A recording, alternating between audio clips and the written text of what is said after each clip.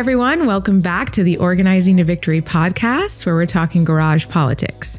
I'm your host, Lee Perry, and in this episode, I'm so excited to sit down with Wes Hodge, a long-term Central Florida organizer, former Orange County DEC Chair, Democratic Executive Committee Chair, and a huge LGBTQ advocate, land rights activist, immigrants' rights advocate, and does a lot of community organizing on ways to improve our quality of life.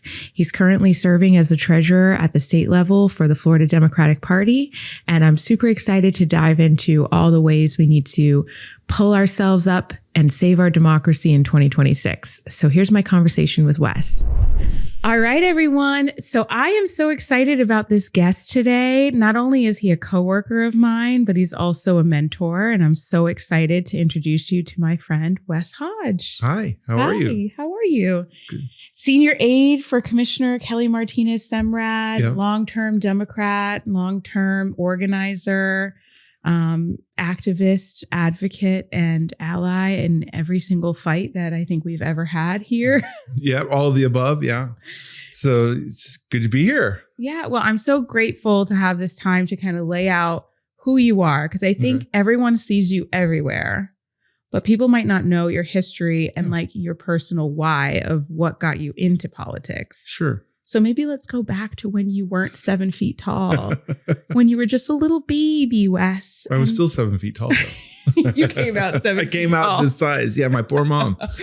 So tell us a little bit about your upbringing. Sure. So I was born on an Air Force base in California. My dad, as soon as I was born, finished like 8 more months, and then his 4 years were up. So then we moved back to Knoxville, Tennessee, where he was from, so we could go to the University of Tennessee, go Vols. And we were there for 4 years. Then we moved to Dallas, Fort Worth. My dad got his first job at General Dynamics there. And then 4 years after that, relocated to Orlando. So I moved here when I was 8 years old. And my dad worked for what was Martin Marietta at the time, and is now, of course, Lockheed Martin. So since 8 years old, I've grown up here in Central Florida, went to Lakemont Elementary, Glen Ridge Middle School, Winter Park High School, Valencia, and UCF. So this is my home. I love it here. And so that's kind of, a little bit about my background in growing up here. I kind of consider myself a native, or a local at least, even though I wasn't born here. But yeah, I definitely love it here. You're contractually obligated to say go Knights. Go Knights. Okay. Charge on. Charge on. That's right. You can't like just promote any out of state. This is true. Without at least hinting at the in-state. This is true. My bad. So did you grow up like in a political household? Were your parents very active in politics, or? I don't really remember that much. We didn't really talk about politics too much at home. My dad was working full time. Mom was a stay-at-home mom and an artist. So she was always, doing art, teaching art, involved with the schools. So more of a less political life. I really was engaged, but not involved, if that makes sense.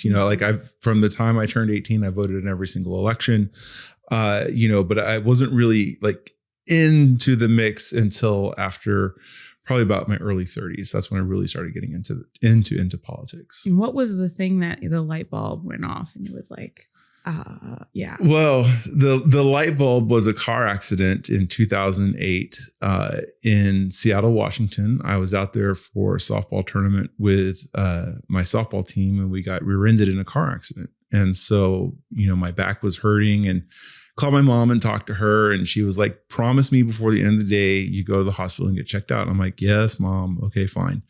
And so I didn't play in the tournament that day, just kind of sat back. And then by 7:00 at night, it's like, man, my back is really kind of hurting. So let's go to the ER. So I went to the emergency room, and there was nobody in this hospital. We're in Seattle, Washington, 7:00 on a Tuesday night. Nobody was there. And they're like, why are you here? I was in a car accident. Oh, wheelchair, neck brace. And I'm like, guys, you're overreacting, but whatever. So they do a whole series of x-rays, and the doctor comes back and she's like, there's something in your chest I want to look at. Do you mind if we do a CT scan? So I was like, sure, why not? Whatever. And so we go and do the CT scan. And again, there's nobody in this hospital. And so she takes about an hour And then she comes back and she's like, I need a chair. And I was like, oh, that's never a good sign when the doctor needs a chair. Ha, ha, ha. And she's like, no, really, I need a chair. And so she sat down and she said, I looked at your CT results, and she said, have you ever spoken to an oncologist before? And I was like, no, why would I need to speak to an oncologist? And she was like, well, I think you have cancer. And so like just the tears started flowing. And that was like, one of the things, I could deal with anything in my life, but I never wanted to deal with cancer. And so I called my parents at this point, it's like 8:30 at night, 11:30 here. I can't remember my mom or dad on the phone, like, hold on, call the other one, got them on the phone, conferenced them, and just handed the phone to the doctor and let her explain what she thought and why. And so, that process of dealing with that trauma was difficult. And at the time I was a real estate agent. So I was an independent contractor, had my own personal health insurance. And then as soon as it became time to renew me, couldn't get anything meaningful. I was basically left without insurance. And so I had to go through county programs. I had to go through different assistance programs to get my chemo and radiation covered. And then after that was all done, after 13 months, I had that wonderful label of a pre-existing condition. And so now we're looking at 2009, 2010, which is right as the Affordable Care Act is really kind of taking hold, the Obamacare town halls. And so how old were you? I would have been 33 at this point, 33, 34. Yeah. And so Alan Grayson was having a town hall at the IBEW on a Tuesday night. And so I was like, you know what? I'm going to go to that town hall. And they had been heated across the country, but I was like, I'm going to speak. So at 2:00 in the afternoon, I went to the IBEW and stood outside like a fool for 5 hours. I was the first person in line.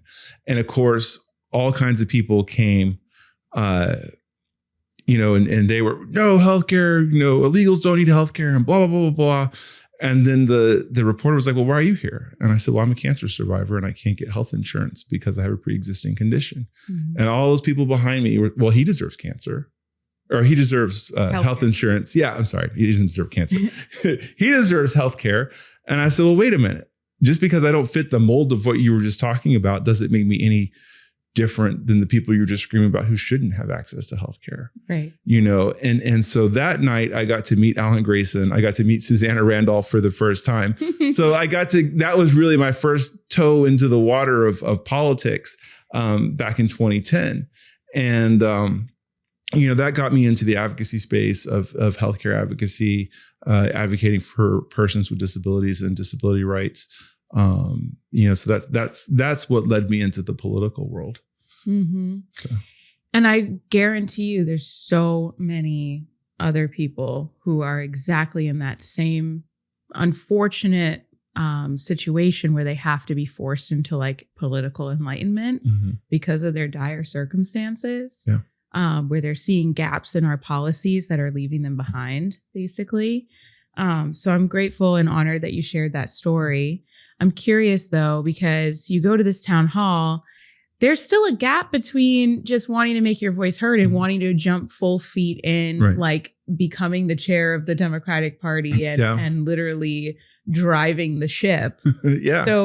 So what was that little leap of faith that you decided to do? So the irony was that my cancer came back in 2012.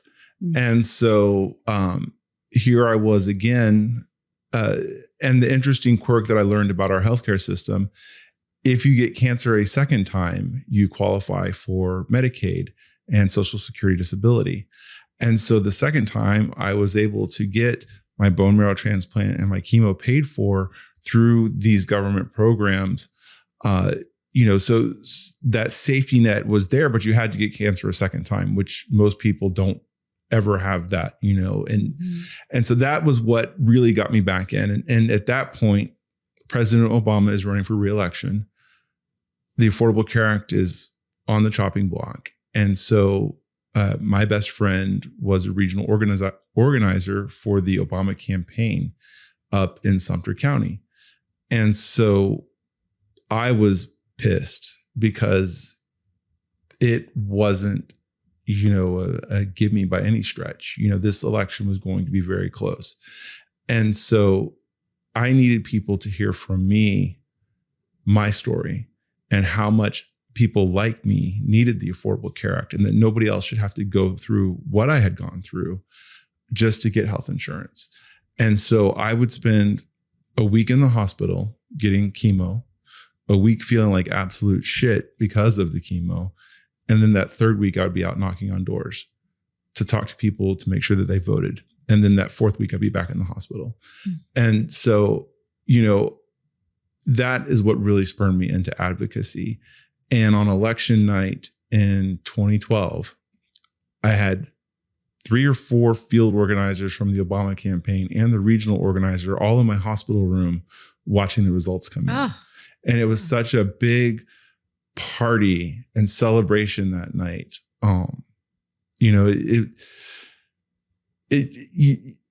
It takes a lot, and so only to have now the Affordable Care Act subsidies being on the chopping block again. And having people basically within the next month in a dire state of panic because they're going to see their premiums skyrocket. And it's like the fight, you get these wins and this progress, and then it almost feels like sometimes the corruption kicks us 10 steps back.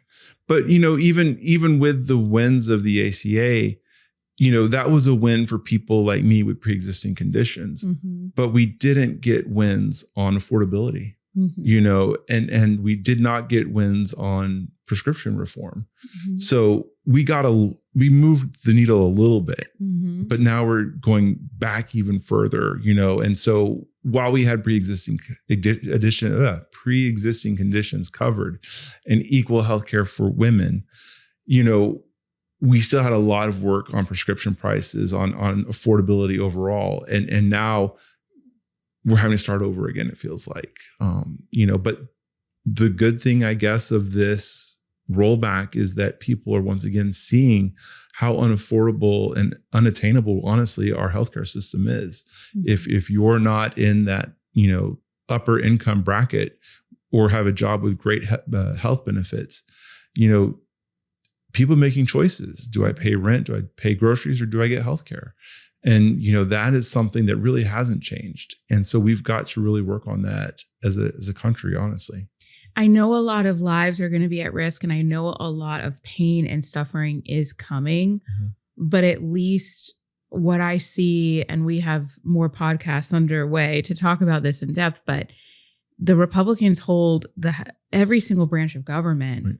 And for this pain to be inflicted now, I hope will inspire the blue wave, as long as Democrats are smart enough to take the easy ball of affordable healthcare and run across the field.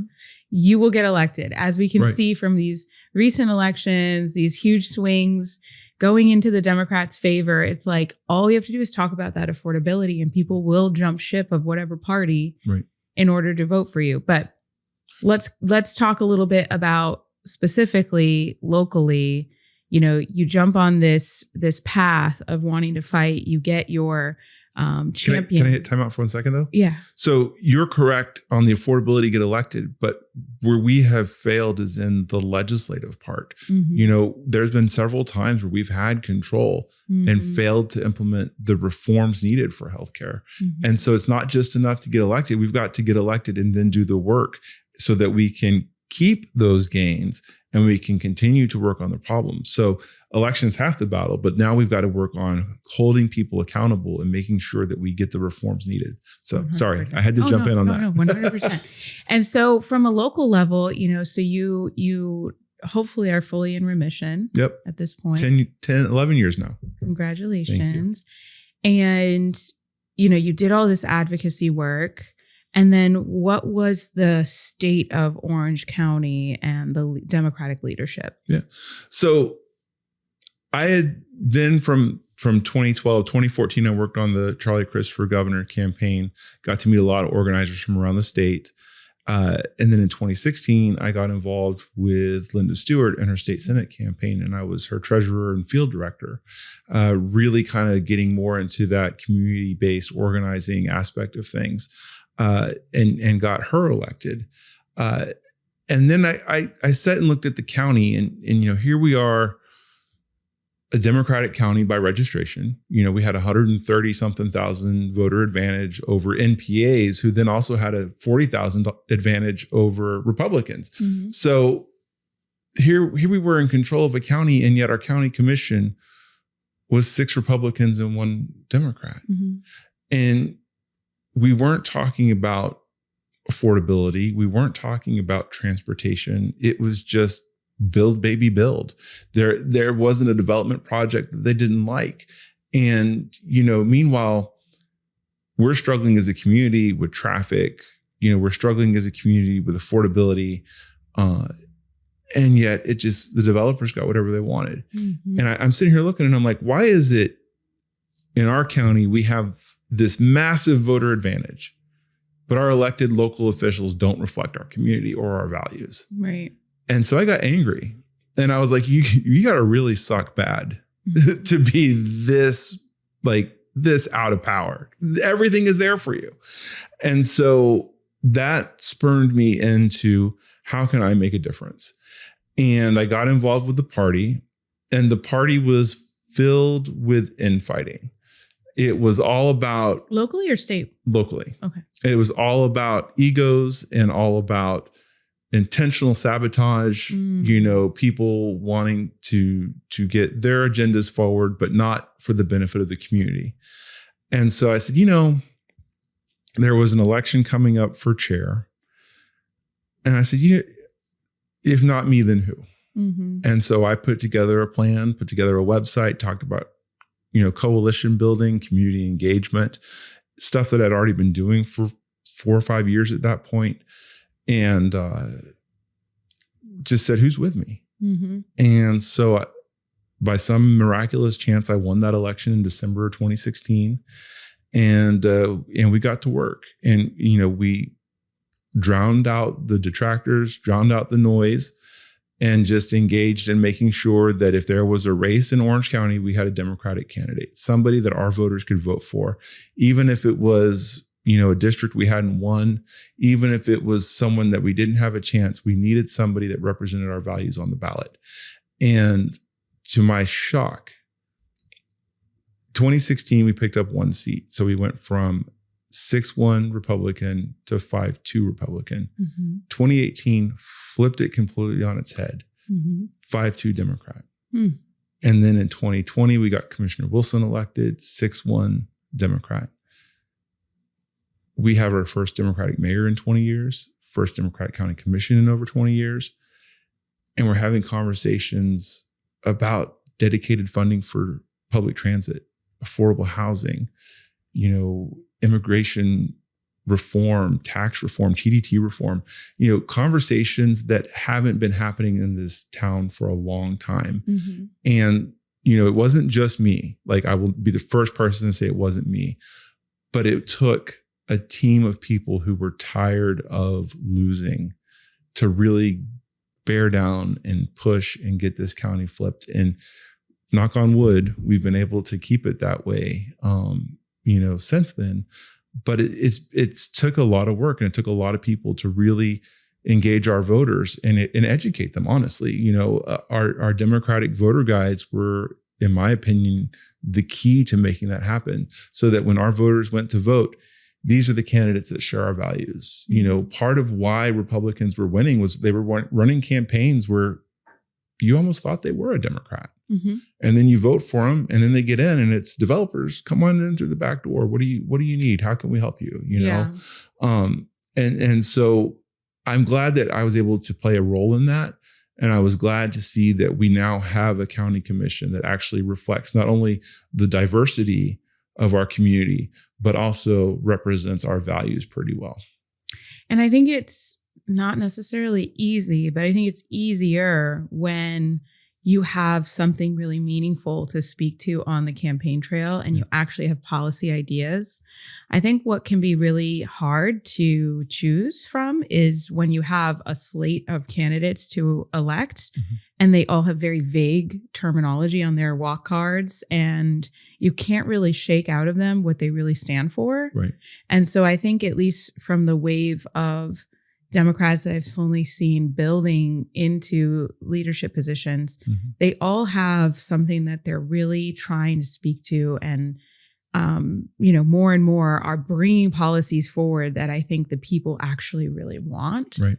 And by being those champions, they're kind of a shoo-in even with Republicans. Right. Nicole Wilson and Commissioner Kelly Martinez-Semrad, they both were very much like, we're not taking developer money. We see the grievances of the people that are scared to let their kids walk to school because there's no sidewalks because the infrastructure hasn't kept up with the massive amount of growth. Right. And the school buses are so full that the kids have to sit on the floor.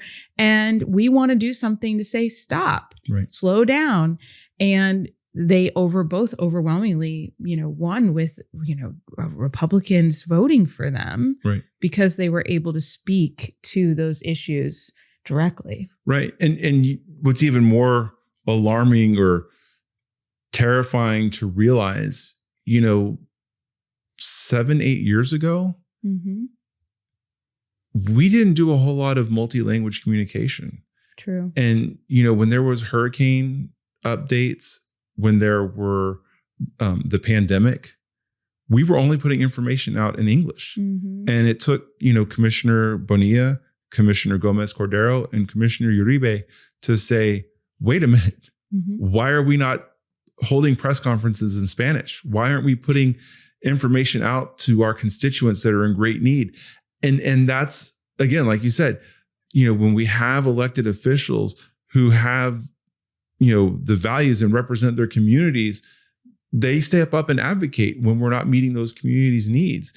And so not only is it English and Spanish now, but we're doing Haitian Creole, we're doing Portuguese, we're doing an array of languages. And that's only happened in the last 8 years because we have advocates who are there making decisions to advocate to ensure that their government is accessible to all of our communities. Right. And something that I really like about the change in the commission is I feel like everyone is working harder and harder to be out in the community. I wasn't as politically aware back when the commission was so red, but I can only assume that the level of constituent services that are being done now weren't being done the same way back then. Yeah. I mean, it's been a complete change, Commissioner Uribe was one of the ones, that now you see the commissioners doing these food distribution events. That was something that Uribe negotiated with that Second Harvest contract was, let's make sure that commissioners can have a budget to do food drives in their own communities. Commissioner Gomez Cordero does them routinely. Commissioner Wilson does them routinely. And so those community engagements and using the county to work for our residents is something I think we're seeing a lot more of. And definitely, like you said, I can't remember prior to 2016 seeing a whole lot of community engagement from our county commissioners. But just like you astutely pointed out with the Democrats who dropped the ball when we had all, houses, the House, Congress, and the presidency and the Supreme Court, was that we didn't take those policies and bring them as far as we could have when we had all of those levers of power in our hands. Right. I think locally, it's kind of a similar situation. The only way we can retain power and build power is if we ensure that policies are actually being championed and are consistently being championed. So we have things like, rent stabilization that you worked on and different policies, if you wanted to kind of break down some other policies that you've personally worked on that I think help Democrats continue to show we're showing up. Yeah, no, absolutely. I mean, coming out of the pandemic, costs became a huge issue. We were having a housing crisis. We were having an affordability crisis. Commissioner Bonilla and I had a conversation. She had tried to implement a rent control previously in 2020 and failed. And then in 2022, we're seeing year over year rent increases of 15, 16, 18, 20%. Mm-hmm. We were in a crisis, you know, and it was, the purpose wasn't to kill the rental industry, right? The purpose was hit timeout. Let's give our residents a break for a couple of years so that we can get more in the pipeline and get stuff going. And then we can go back to a normal market, but we got to get from point A to point B. And that was really the purpose of it. And, you know, Commissioner Bonilla and I had a lot of conversations around how can we make this intentionally effective. And so that's why when we really crafted it for 2022, it was only for units of, or buildings of 10 units or more.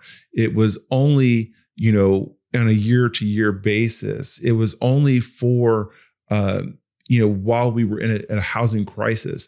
You know, we tried to tailor it to where the mom and pops were never going to be affected. You know, the people that had an extra house that they rented out for income, they were never going to be affected by the rent stabilization. It was only the corporations in these large apartment complexes that were really driving those rental increases to get them to take a time out. You know, and then also on the back end of that, try to work with developers to get more developments coming in to increase supply, because that's really, you know, I mean, look, at the end of the day, this is economics, right? Supply and demand.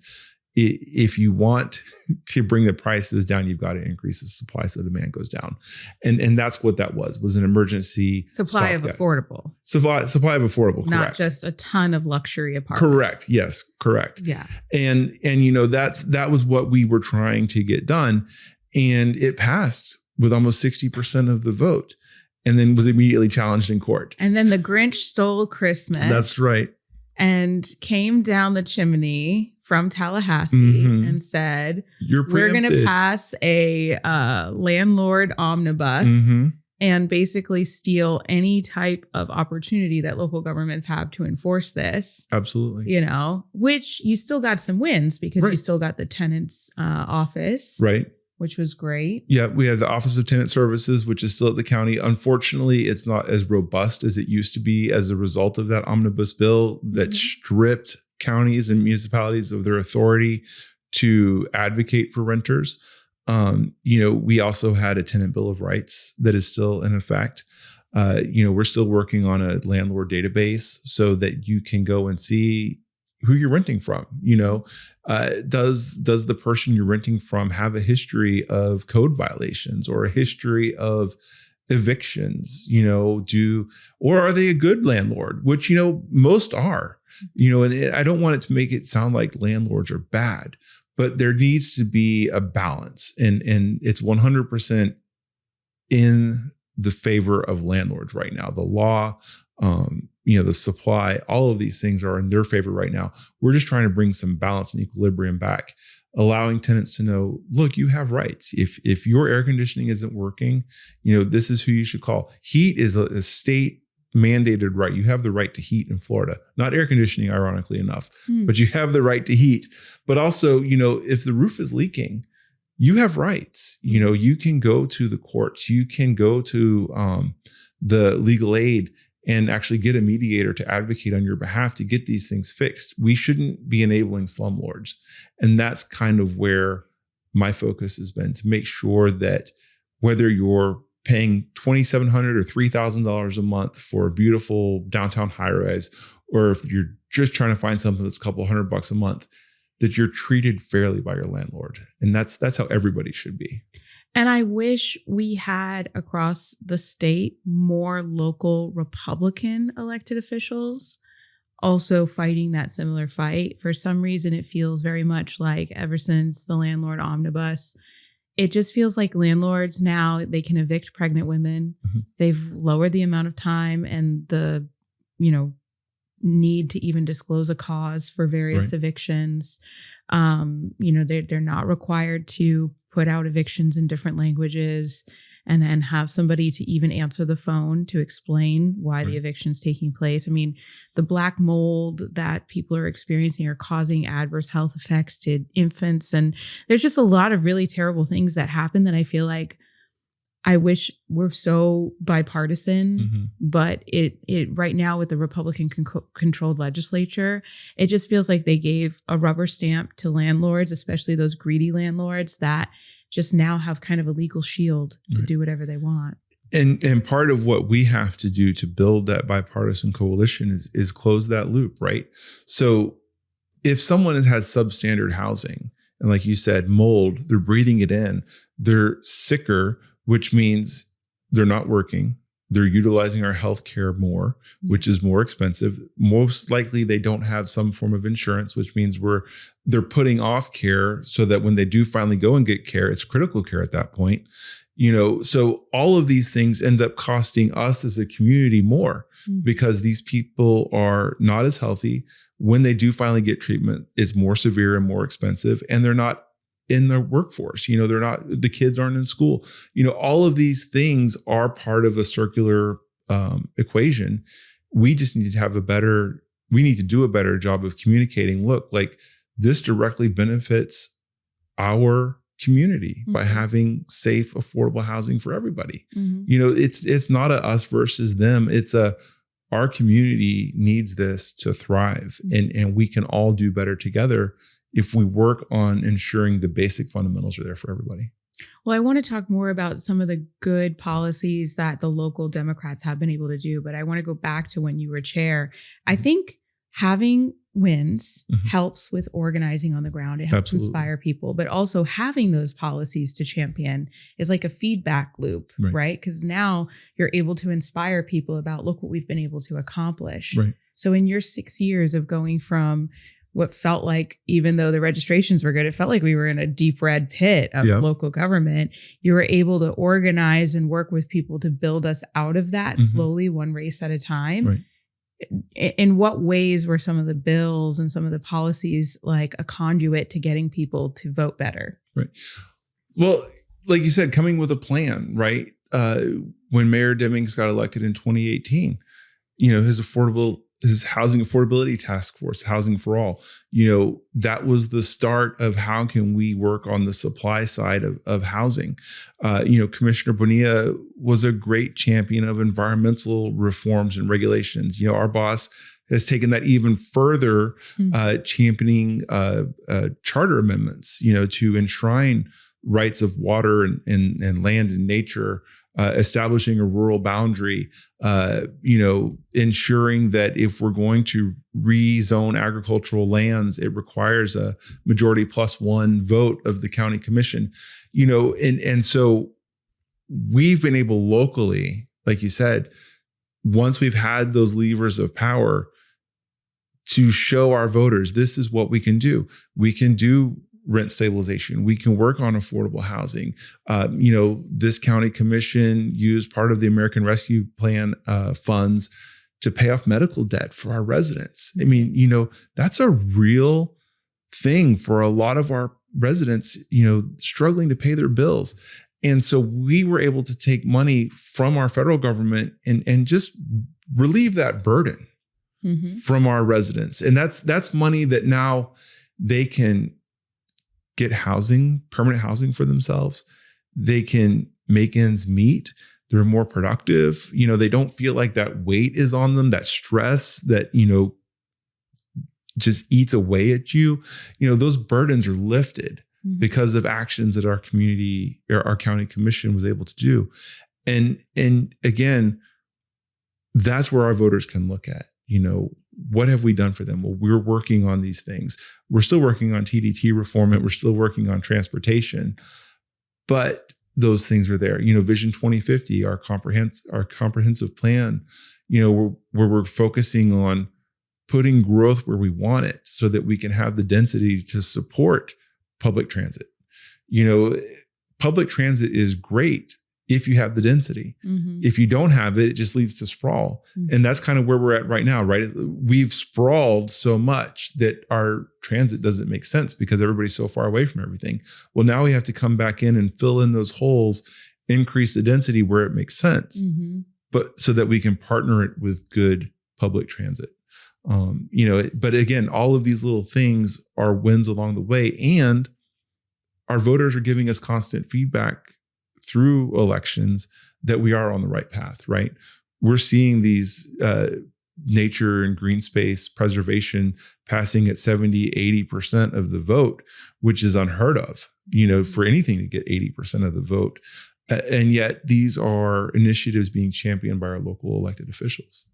Yeah, we just need to make sure that our Democratic elected officials are listening to us, being that, I am one of the leading voices of the Split Oak Forest campaign, and I fight Democrats and Republicans on making sure that, sprawl isn't our focus, that our conservation lands are preserved in perpetuity, like promised to the public.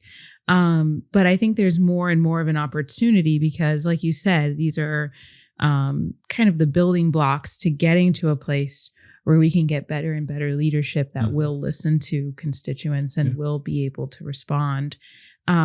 It baffles my mind because it feels like I came in right when the wave was already in motion, that just so not long ago, it was such a red developer stronghold. And I feel like we're chiseling at that and breaking it up. Are there any other policies that you think people are gravitating towards right now coming into the 2026 election year locally? I really feel like we're starting to realize that sprawl is not the answer, and people are looking for smart development. We're stuck in a weird little place, right? We have a really amazing natural treasure through our lands and our waterways that are just so unique here in Central Florida. We have the globe's top tourist destination in Disney World and Universal. We have a lot of amazing friends and neighbors from all across the world. This is probably one of the most diverse communities in the country. And yet we have these horrific traffic problems. We have these sprawl problems. We have a lot of businesses going out of business. We have a lot of businesses going out of business, a lot of small businesses going out of business, and so that goes back kind of to the affordability part too, right? Like it's becoming less affordable here because sprawl can only do so much. And now we're starting to see, we have a $22 billion roads deficit because our road network is huge. There's enough roads in our community to go, it's either San Francisco or Seattle and back. Like it's crazy how many miles of roads we have in Orange County. And so the answer is we need to come together as a community, and map out, this is where we want to see density. We want to see mid-rise condos or high-rise condos. We want to see bus rapid transit lanes. We want to see our Sunrail expanded. We want to see the development happen in these specific areas so that we can stop the sprawl and stop the traffic nightmare that is Carlando at this point, honestly. And it's starting to bleed into our tourism.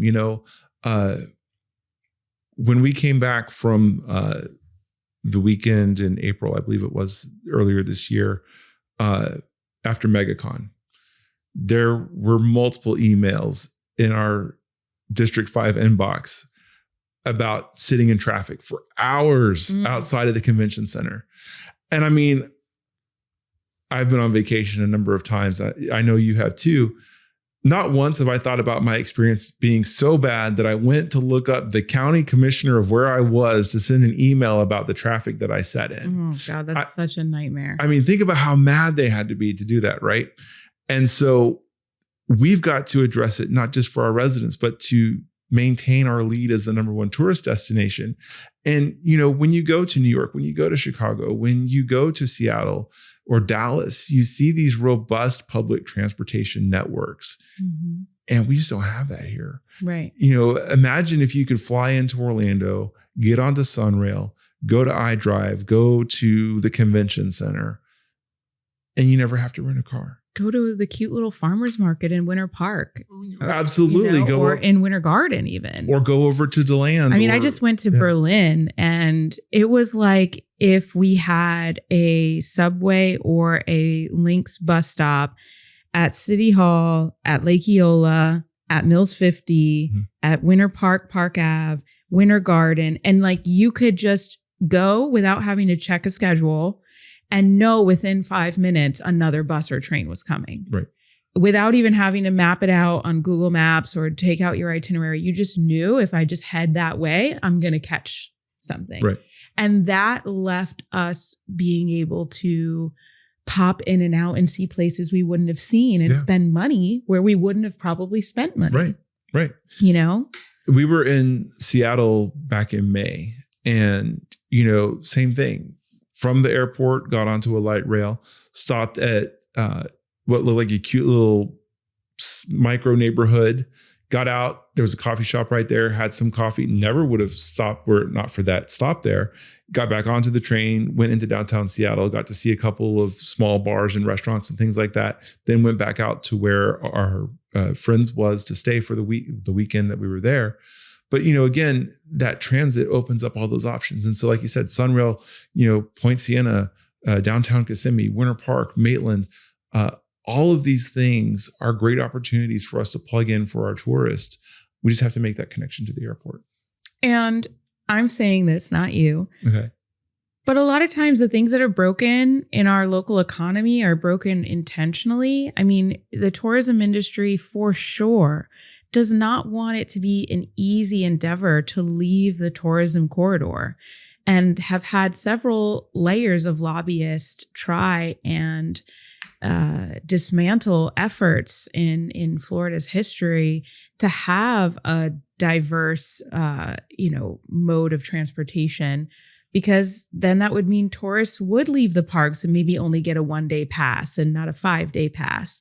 But if you isolate the tourism corridor and make it a nightmare to travel outside of that, then you ensure that the dollars all stay within that microeconomy. And yet, Commissioner Semrad actually always tells me about economic leakage, which that's an interesting word, but she always talks about how a lot of those businesses, because they're not locally owned, those dollars aren't actually staying with us outside of the very poor wages that they're paying people.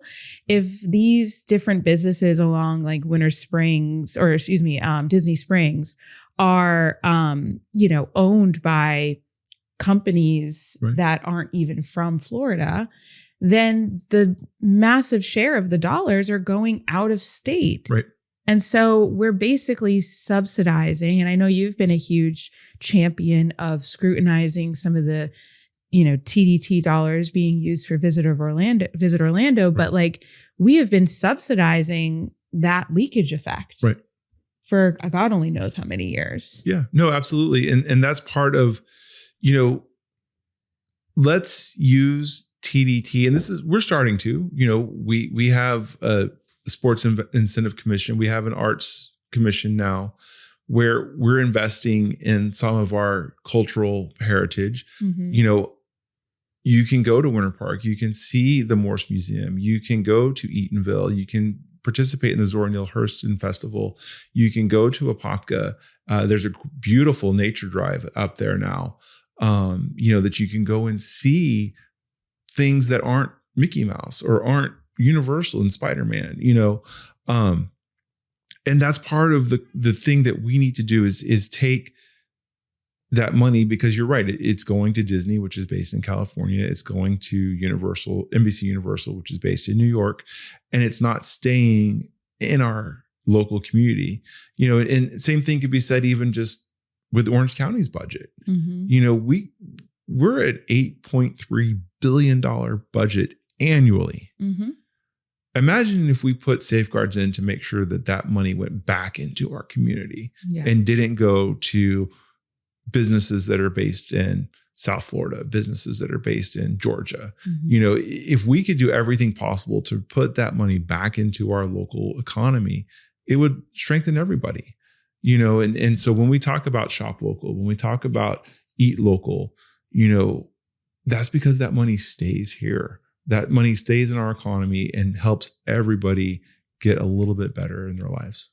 Not to mention the fact that, with such a robust tourism economy, we also have crippling homelessness and unaffordable housing. and this huge need. You brought up the supply. We see a lot of development happening, but it's not the right type of inventory. Right. And when we're talking about affordable or even workforce or attainable levels of housing, which all have different, income bracket designations, we're seeing that most people, even if they are of that upper tier of income, are holding on to the affordable levels of housing just because the inventory isn't diverse enough for them to have options. Right. And so what that means is that the few units we're able to build, once they're in, it might be somebody who's just above that echelon, but then the lowest marginal incomes that are predominantly from the tourism industry or the nursing industry or our education industry. We're 49th in wages in the United States for our educators. They stay living in poverty. And, from a local government standpoint, it feels very much like there's not a ton we can do about that, especially since the state legislature has been preempting our ability to have local control.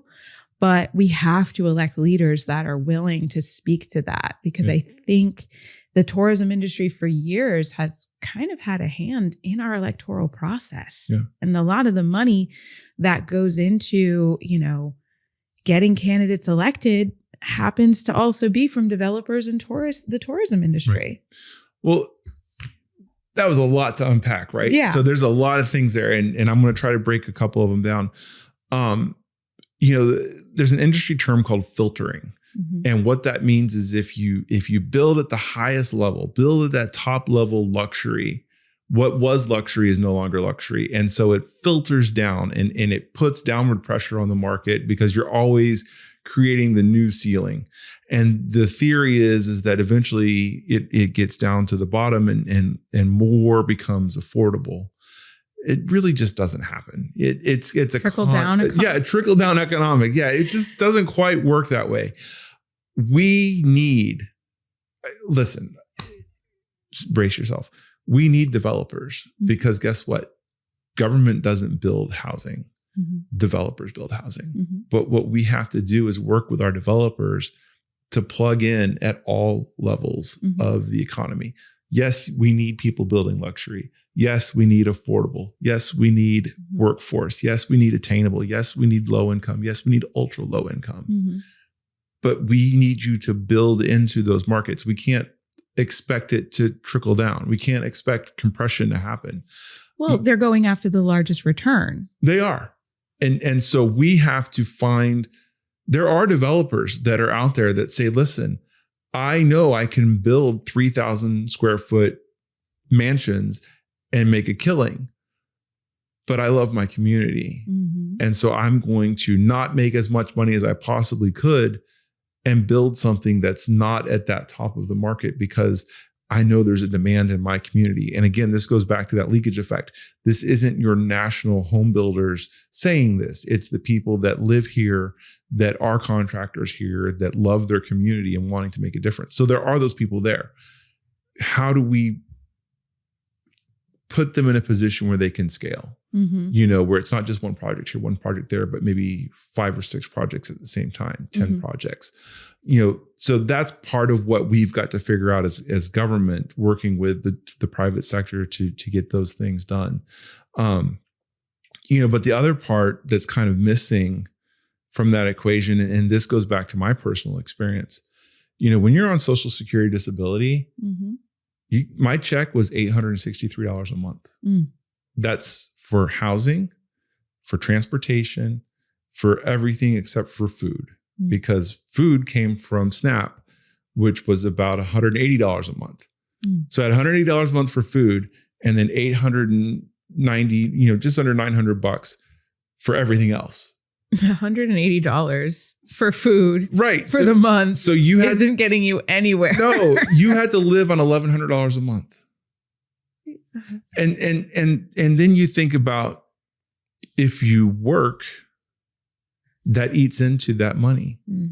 And now I had the fortune, for lack of a better descriptor, of having a relatively invisible disability that I could function in society, but, if you have MS, if you have cerebral palsy, if you have other more debilitating disabilities, how are you functioning?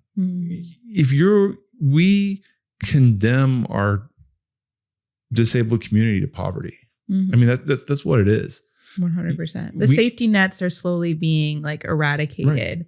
And then we look at someone who's homeless and be like, pull yourself up by your bootstraps. Right. It's like, what bootstraps are you talking about? Right. Well, if you have cerebral palsy, how are you going to go get a job? And so we relegate you to living in poverty because of your lack of ability to work. Yeah. And that is just so mind-boggling to me. I've got plenty of friends of mine that are on disability, and they literally float from place to place because they have to rent a room from somebody. Mm-hmm. They can't live on their own because they absolutely cannot afford it. And there is no way for them to better themselves through stable employment at a meaningful wage because they lack the skills to be able to perform that. Mm-hmm. And so they're just stuck. It's crazy. So there's several things that I think right there, and even going back to the trickle down economic pressure from, building more of the luxury so that we have that downward pressure. Right. First of all, that would make sense if we were inviting new industries here that would want to start here to pay those higher and higher salaries. And then people that are living in affordable, attainable, or workforce housing could then move up and out to open up that inventory that we have. We don't have new industries coming here because our transit is so broken, because our roads are so terrible, and because so many local businesses are closing. There's a lack of culture, the lack of walkability. We're the pedestrian fatality, center of the United States. And so industries aren't coming here. And so I think that's really challenging to look at the housing crisis that way. And then when you start to remove a lot of those security nets, even some of the industries, even like the tourism industry, they rely on their people getting SNAP so that they don't have to pay them as much. Right. So there's another reason why you're not bringing in new industries, because you're eradicating some of those social safety nets that would make it feasible for them to even hire massive workforce. Yeah, this is an old statistic, but the average Walmart Supercenter costs its community over $1 million in benefits because the wages, because they don't offer full-time, it's part-time. The wages are so low that the kids qualify for free school lunch, that they get housing subsidies, they qualify for SNAP, and we as a community are paying to subsidize a corporation's bottom line. Their business model is built on suppression of their workers. And there is a place, for God's sakes, the Waltons are the richest family in this country. You can't tell me that there's not an ability for them to pay their workers a livable wage, make a little bit less profit, but still be successful. Right. That math just doesn't math to me. And I think as we start to organize, 2026 is going to be a big year. And even though you're no longer chair, you're still very involved. Yeah. This is a huge opportunity to speak to all of these different elements that are intersectional in our quality of life here, and be able to use it as a way to inspire people to get to the polls. Right. Yeah. To put my partisan hat on for a minute, if we want to talk about the issues of health insurance and affordability from car insurance and property insurance, those are all decisions made at the state level. And I hate to break it to Republicans in this state, but they've been in control for almost 30 years at this point. Yeah. So if you're not happy with the affordability, it's the Republicans that did it. Yeah. They can't not own it at this point. Not the migrants. Not the migrants, not the transgender athletes. It's not, the LGBTQ community. It's the Republicans in Tallahassee. Yeah. And so Tallahassee is broken. And until we make changes there, and it's not going to come from the big seven, Palm Beach, Miami-Dade, Broward, Hillsborough, Orange, Alachua, Duval, there's just not enough. Yeah, we need a wave of people. Mm-hmm. But I actually just had a long conversation with a Republican friend of mine who I'm going to invite on the pod because I think we need to get some Republican voices that are feeling very disenfranchised right now to come out and speak and make them feel heard because they don't feel heard by their own party. It almost feels like, and I just realized this, I don't know why it took me so long, but the party infrastructure of the Republicans is also broken. Mm-hmm. I thought because we're Republican controlled for 30 years, that must mean we have a really robust Republican Party. No. What I'm realizing is that the infrastructure to recruit grassroots Republicans that would speak to the issues, that would be vocal, that would have the same base of support, have local county parties that they could lean on and ask questions on how do they organize, how do they door knock, how do they do these things so that they could enter the race and even be viable enough to bring some of these affordability questions to the forefront. Mm-hmm. Even those, Republicans are being disenfranchised by their own party because what's really happening is huge money PACs are getting involved with the races or national level candidates are creating PACs and getting involved with the races and just flooding money. Right. It's corruption. And so there's no infrastructure for maybe your neighbor that you disagree with, trans rights and abortion, but that neighbor that also is with you at the Board of County Commission meeting screaming about the flooding and the overdevelopment, even that Republican feels like they don't have a viable, ladder to climb through their party infrastructure so that they could maybe run for office one day. Right. And even if they did, they would be outspent by their own party probably 6 times. Correct. Meanwhile, we're here being like, oh, you can't endorse if there's 2 Dems in a race. You can't, you have to be like, there's all these rules. Right. And still the infrastructure for us, because we're broke, is non-existent kind of. But and it's a very interesting thing. Republicans, true conservative Republicans, in my opinion, aren't bad people. Yeah. We all want the same thing. We want safe neighborhoods. We want good schools for kids to go to. And we want a thriving economy. We just don't always agree on how to get there between Republicans and Democrats, but we generally want the same thing. My frustration with the Republican Party right now is that their party has been hijacked and nobody seems to be willing to stand up and fight for it. Yeah. I'm trying to think of a good, I don't want to say a Reagan Republican, but well, Don Gates is the only one in Tallahassee right now who seems to be fighting his party even a little. Don Gates would be a good example. John McCain would be a good example. Liz Cheney is a good example. If you believe in fundamentally less government and you believe in lowering taxes and you believe in these things, that's fine. I don't have an issue with that.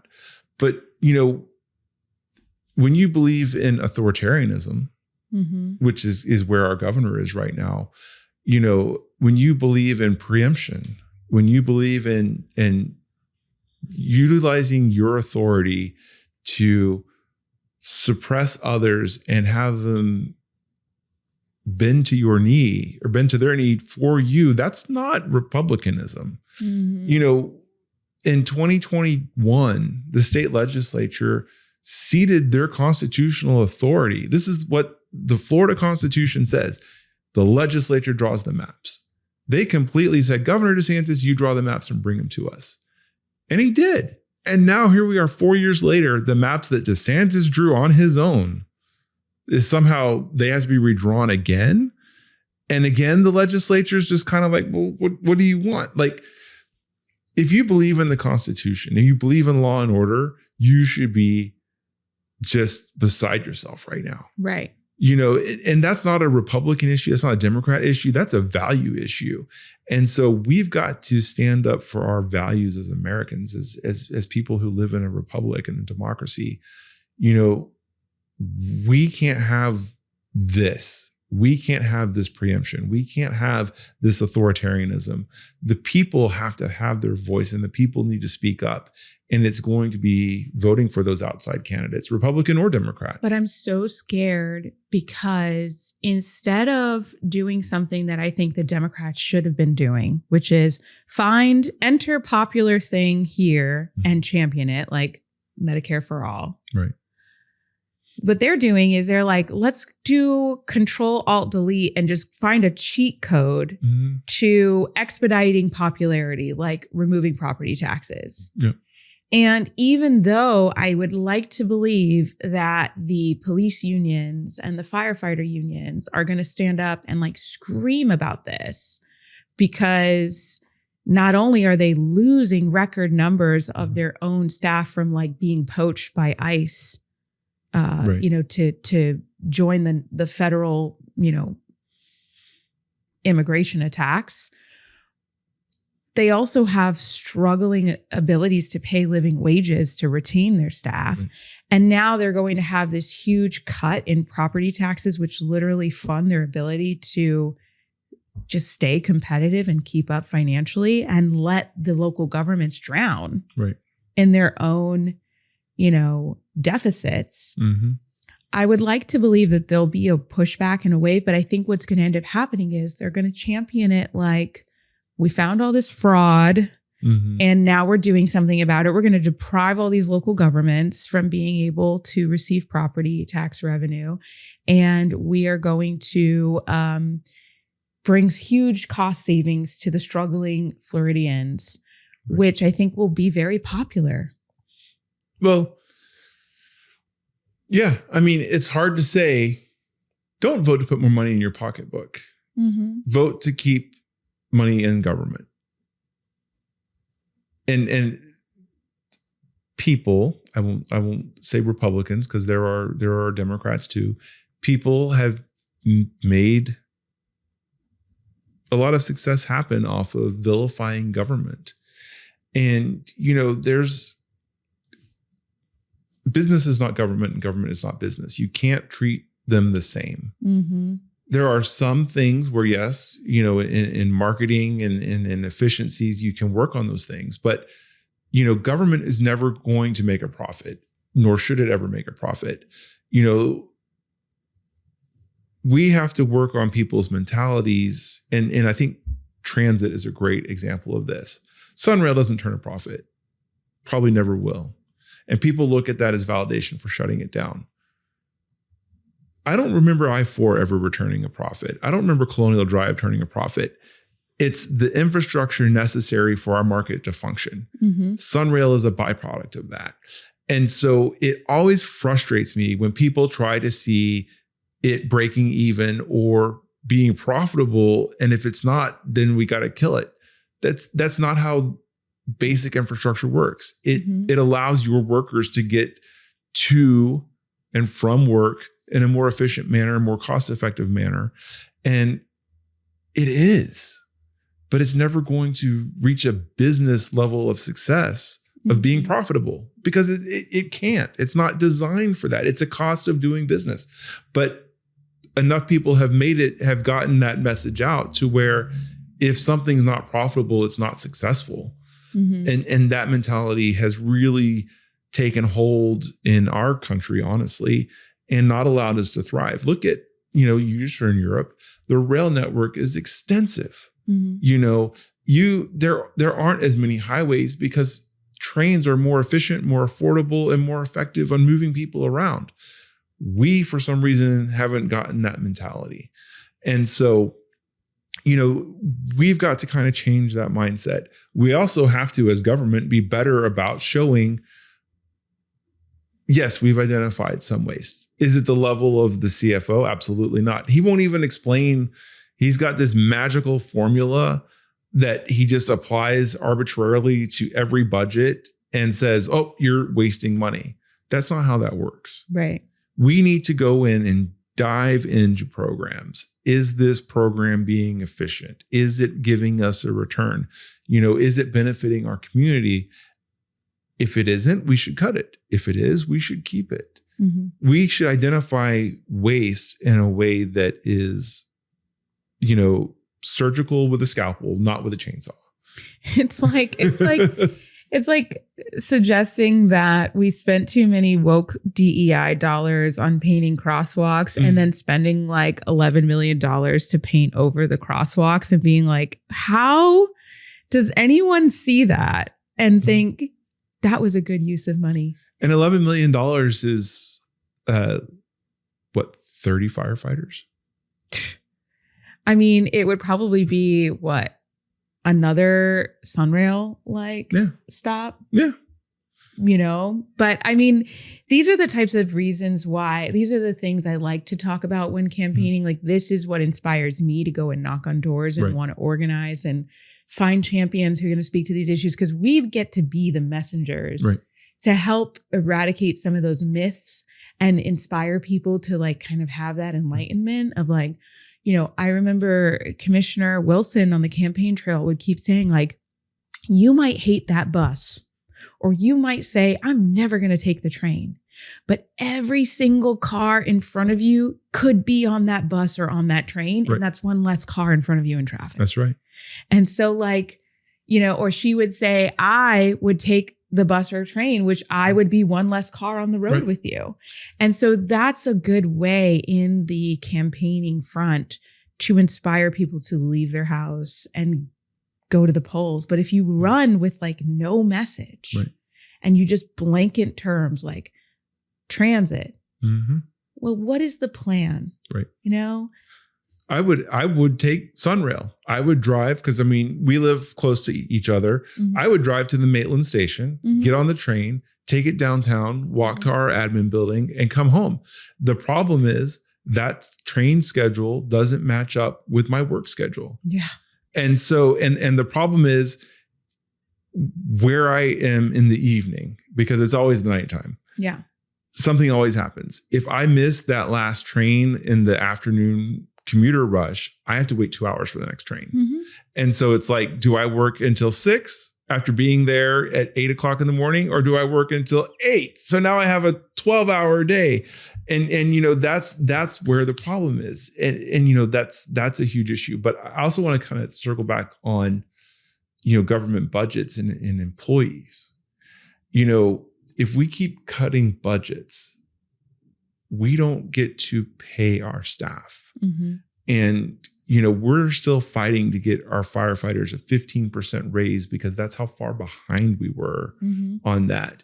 And you shouldn't get rich working for government, but you also shouldn't be poor working for the government. You shouldn't need SNAP if you're a firefighter. Right. You shouldn't be living in your car if you're a firefighter. And we have firefighters in Orange County right now living out of their car because they can't afford housing. Mm-hmm. If you want to have good sheriff's officers, if you want to have good firefighters and good corrections officers, and you want to go to planning and have a structural engineer looking at your plans, if you want to go to zoning and have a good zoning person review everything. If you want a human to answer the phone and not an AI bot. Right. You got to pay for that. Yeah. And just like we were talking about, Walmart and workers, we shouldn't be subsidizing. Well, we also shouldn't be forcing the people to take the lowest wages to work government jobs either.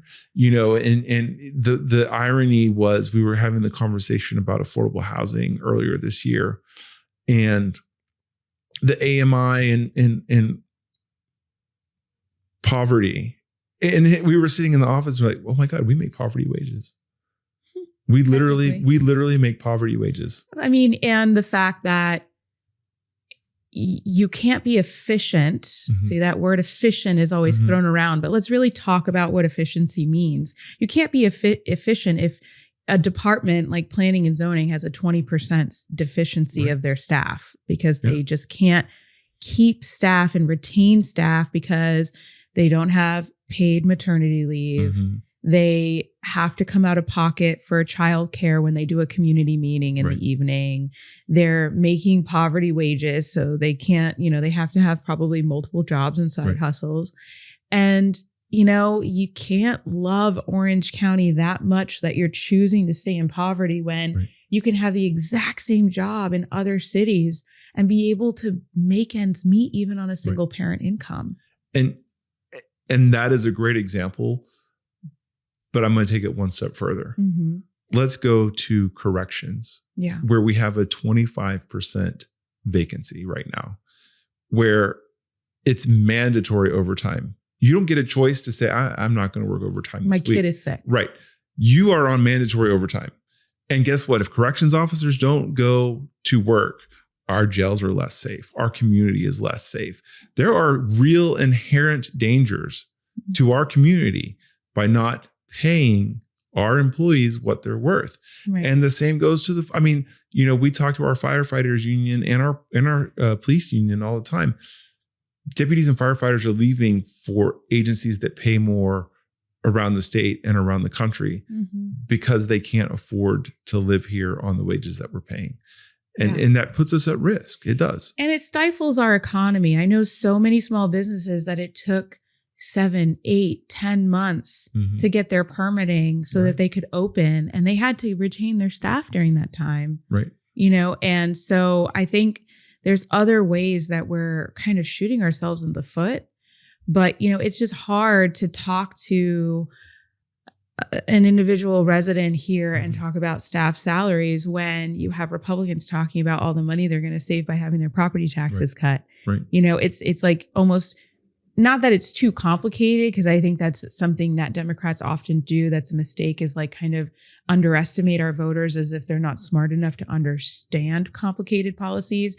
I think what it is it's like almost 3 degrees a little too far from their inherent suffering that they're feeling right now. If they're literally, there's 10,000 children in Orange County Public Schools that are homeless right now. And they're threatening to close schools already because we've been siphoning out money for the voucher program, which we have a whole other podcast on that. And you're seeing all these things. SNAP is under attack, all these things. And if your property insurance is so expensive and you are literally on the brink of not eating so that your kids can get a meal, and then you knock on my door and talk to me about wanting to pay Orange County staff a living wage so that we can help the economy and do all these wonderful things and keep our jails safe and all these things. And then I got Republicans telling me we're just going to completely get rid of property taxes. They might not be looking far enough ahead because of what's in front of them breaking right now to see that could be hurting them in the long term. That $3,000 in your pocket looks awfully good. And the other part that's really scary about that, the part that we don't say, if you're renting, you're not going to see that. Your landlord's not going to pass that savings on to you. No way. If you're commercial, several of the proposals are that tax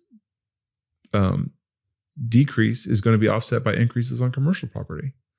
So now what you saved on your personal property is going to go into higher prices because the commercial businesses that you shop in are going to have to raise their prices to cover their increased property taxes to offset yours.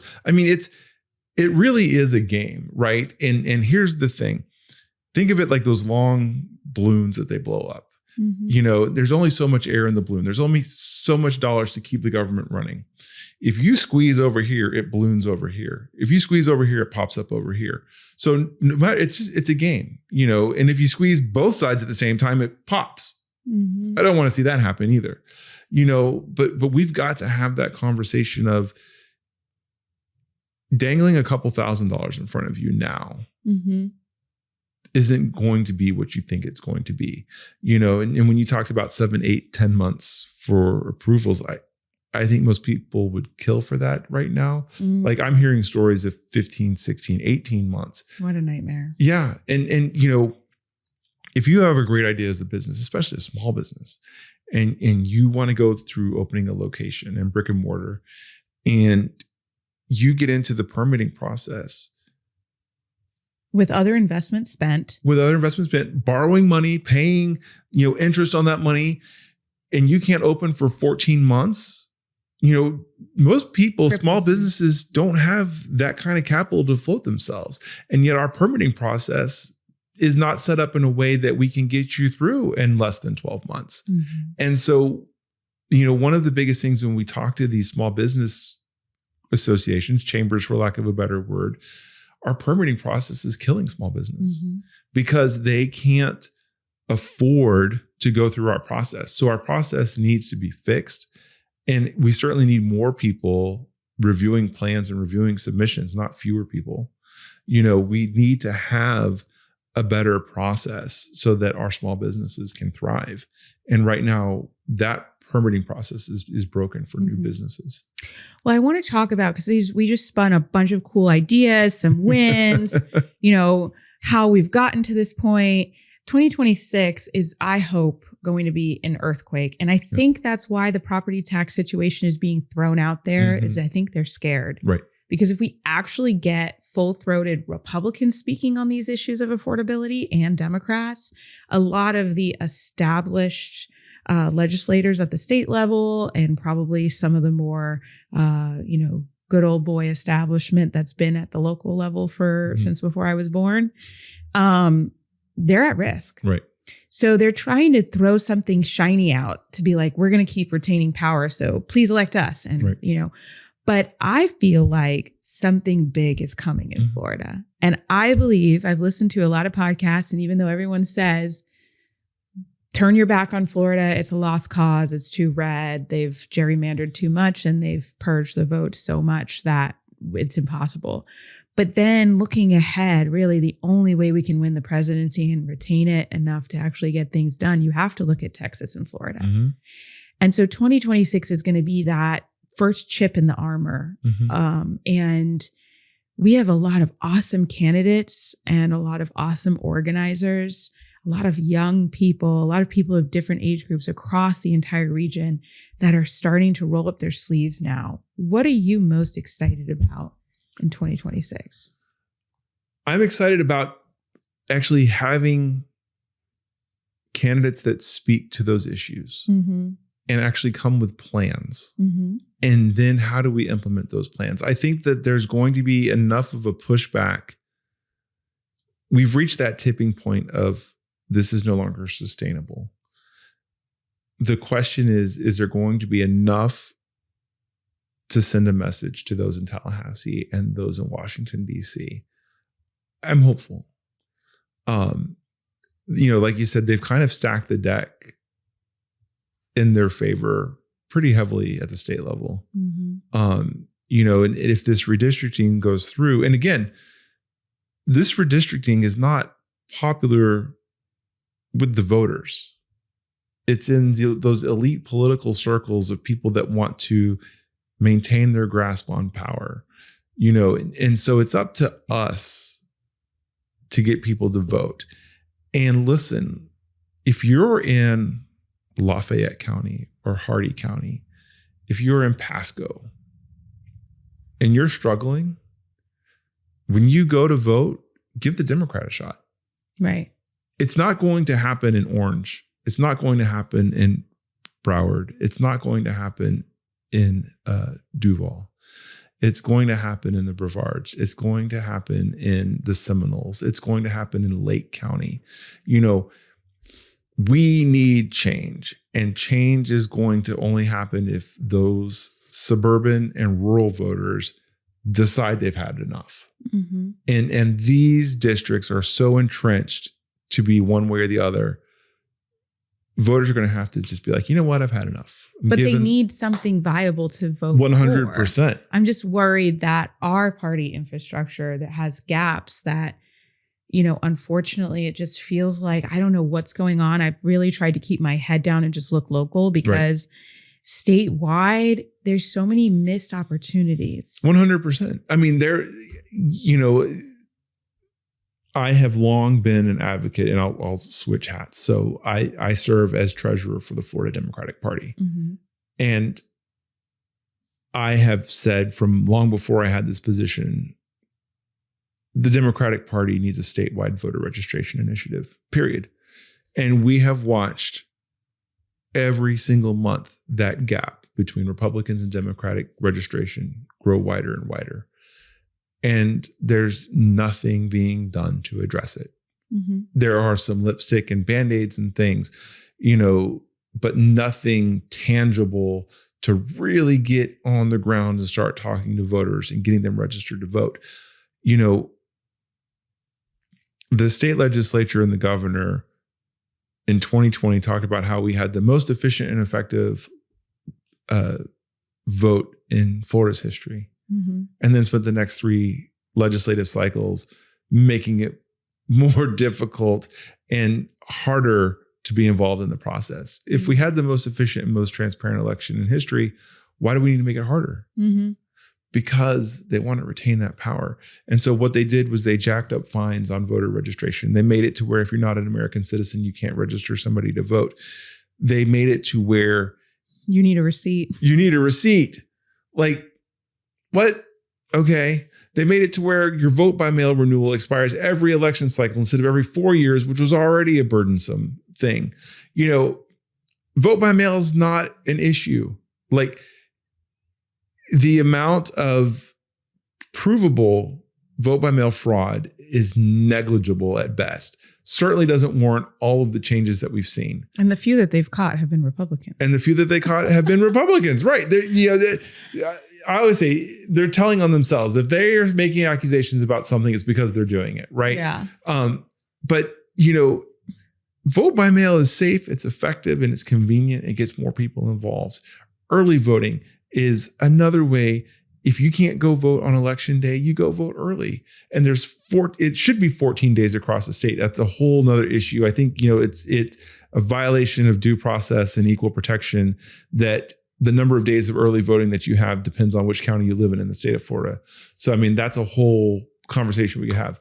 But, you should be able to vote by mail, no questions asked. You should be able to vote early if that's what you choose. You should be able to choose to vote on election day, but you should have every option at your disposal because it's your right. Right. And, they have been eroding at that right more and more over the last 5 years.